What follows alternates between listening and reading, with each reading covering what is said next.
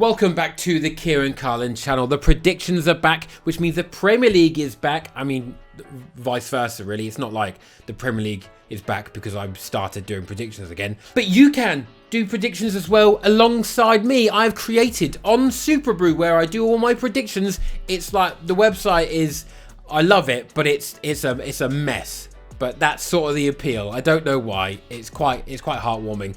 But use my code here. And I'll leave the link in the description below. I think you have to then use this code to join my league, the Lunch Liga. The scores will start from 0, so try and beat me. And get there quick because there's 2 games on the Friday. Let's just quickly go over my predictions for the game week just gone. I got a couple close, one exact, Chelsea Bournemouth. And apart from that, a couple stinkers. I'm sick of Leicester. I'll get onto them. But for some reason why I'm forever optimistic of Leicester scoring 2 goals at home, and I keep doing it, and I need to not. I thought they would be revitalised maybe and get back to their best or average after the World Cup break, but no, they're still honking. Right, let's get on to the predictions. West Ham Brentford. West Ham they're bad. I know what did I expect against Arsenal? But they're down at 16th, and quite frankly, David Moyes is just uninspiring. Is he good? It seemed like we had underestimated him at one point, and he was actually quite good. Turns out, I don't think he is. I think they need someone with fresh ideas. But they're going to be at home against the Brentford side, who I thought would be terrible without Eriksen. They nosedived without him last year when he wasn't there. But you know what? I was wrong, and I'll hold my hands up. And I'm not going to be wrong here, because I'm going to go for 1-1. It's a good Brentford side. They seem to be doing a lot of drawing, not a lot of winning. They were 2-0 up, and they bottled that. Whereas West Ham can't hit a barn door. But I like to think at home, they will score a goal. 1-0. And David Moyes severely under pressure. Liverpool, Leicester City up next. And, okay. Surprisingly, almost equal records in the past 7 games. However, Liverpool are just a behemoth. Leicester City are once again only beating terrible teams. Yep, West Ham. Yep, Everton. Yep, Wolves. Yep, Leeds. Losing to us and Newcastle. And drawing with Palace.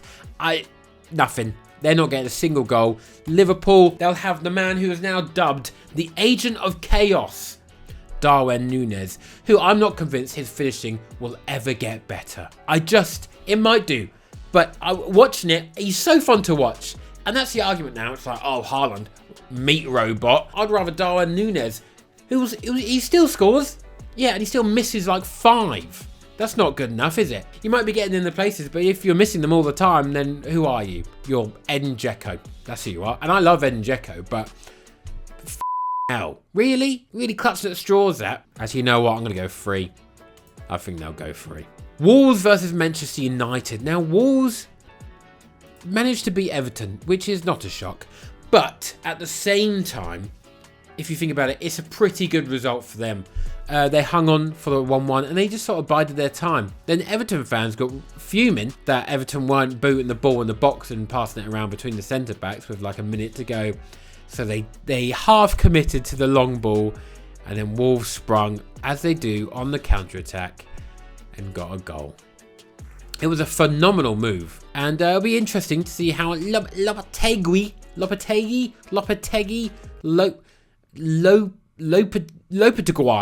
I don't know. I'm not going to learn, to be honest. I'm just going to stay ignorant to how that's pronounced. It's going to be interesting to see how he gets on. And there's no better start than a win against a team down the bottom. Talking about teams that remind me of arses, Manchester United, their level of bad has dropped. And I think they've only lost to us in the past 10 games or something. So I'm going to go 2-1 to Manchester United. Bournemouth versus Crystal Palace next. And Crystal Palace had probably the worst return you could possibly ask for after a month's break to get 2 people sent off and lose 3-0 to Fulham. Bournemouth, 2-0 to Chelsea. They show glimpses, but are they good? I don't know. It's a struggle. I would suggest they're not, because they've lost 5 in the past 7, which is remarkable. and beating Everton. God, Everton are so bad. I'm going to go for 1 goal to Bournemouth. Then Crystal Palace will bring it back round for a 1 as well. I'm going to go for a draw on this one. I can't imagine this is going to be a thriller. I might just watch the 2-minute highlights on Sky on the YouTube channel. Next up is the mighty Fulham against the lowly Southampton. I completely forgot that Hassan Hutel got sacked. I saw matey from Luton in the dugout and I was like, oh Jesus Christ, that happened, didn't it? And then they lost, so nothing's changed. Some of the players in that one had an absolute howler. Oh, the keeper, poor Bazunu from City. He's Irish, he's a goalkeeper, but he had a stink job. Oh, I could smell it through the screen. It whiffed, it absolutely whiffed. And I'm scared it's going to whiff again. And it's going to whiff again. It's going to be 2-0 Fulham. I think Fulham are 9th. They're behind Chelsea. Well, that is remarkable. So much so, it's raised my tone. Manchester City versus Everton on a Saturday. And can anyone see anything past a 3-0 win for City? Like football, anything can happen in football. But this is one of the games where you're like, I don't think anything is going to happen. And I don't want to jinx it. But jinxing isn't real. So, regardless of whatever I say, it should be 3-0. Haaland with another 2 goals and Gundogan. I don't think Frank Lampard has much. I don't think he has long left. Who takes that job? It's Jesus Christ. Newcastle's form going into their game is remarkable against Leeds, who are they beat Liverpool and all that. Insanity. I love football so much. Newcastle, another exemplary performance against the toilet team, and it's going to be the same again. It's going to be 3-0. Have they got any other particularly good? Yeah, they just against the lower teams. 4 against Villa, 4 against Southampton. Can you argue with that? I don't think you can.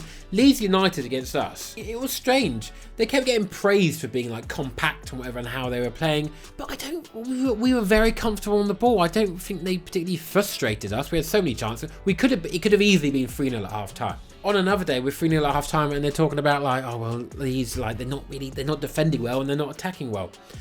They couldn't keep the ball. Struijk, he would just clear it into his own box endlessly. They couldn't clear the ball. They couldn't pass.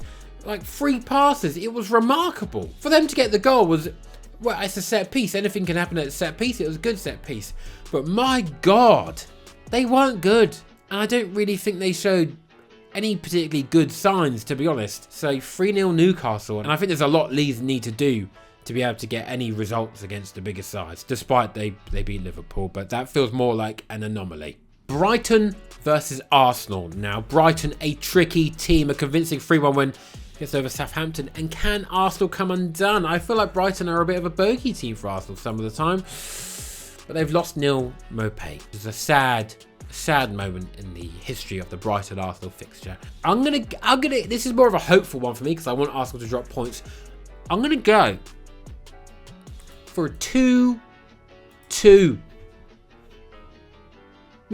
I think they could drop points. They're going to drop points. It might be to one of these tricky little buggers. In reality, I think Arsenal will come through this actually 2-1. I just want that for the record. But for the scoreline, I'm going to put 2-2. I like to speak it into existence. Tottenham, Aston Villa. Now, Tottenham are both terrible to watch, but also entertaining to watch. I can't quite get my head around it. It's like a 5-car pile-up. Don't want to look, and sometimes you're like, oh, they've only bumped into each other, so there's nothing that amazing to look at. But then you get to the final car in the pile-up, and it is on flames. It is on fire. There's havoc everywhere. There's Matt Doherty just punching the driver who caused the pile-up. I don't know what's going on. It's insane scenes, and they're against Aston Villa, who, quite frankly, I'm sick of. And are they good? Are they bad? I don't know. They're so inconsistent. They sit 12th. Which is correct for a team that are inconsistent. I'm going to go for Tottenham actually winning this one. 2-1 Tottenham. And Tottenham will be 1-0 down at half-time because that's just how they play football matches. And the final game is Nottingham Forest, who sit 19th against Chelsea, who are 8th, which is really shit. Really quite shit from them. They had a convincing 2-0 win over Bournemouth though. They're not getting 4th, are they? 2 wins in the past 7. That's the same as Nottingham Forest. They've had the exact same form as Nottingham Forest, which is, you don't want that. You don't want the same form as a team who are 19th. I'm going to go for I mean, can I explain it? I don't know. I think Chelsea will just have that quality to get past Nottingham Forest. But I just have that gut feeling. And I think always go with your gut. Because remember, go with your gut and not your nut. Suppress the nut. Keep the nut inside you. I hope you've enjoyed your lunch. Don't forget to join the Lunch Liga and do your predictions alongside with me throughout the rest of this season. You can do them up to the minute before the game starts on each of them. That's the cut-off point. So the best idea is to wait until the teams come out, but I obviously do it about 2 days earlier and I tell you all my predictions. So you've got the head start on me. Okay, you can play tactically, but don't do that. That's not in the spirit of lunch and that's not in the spirit of the game. I've been your boy Kieran and goodbye.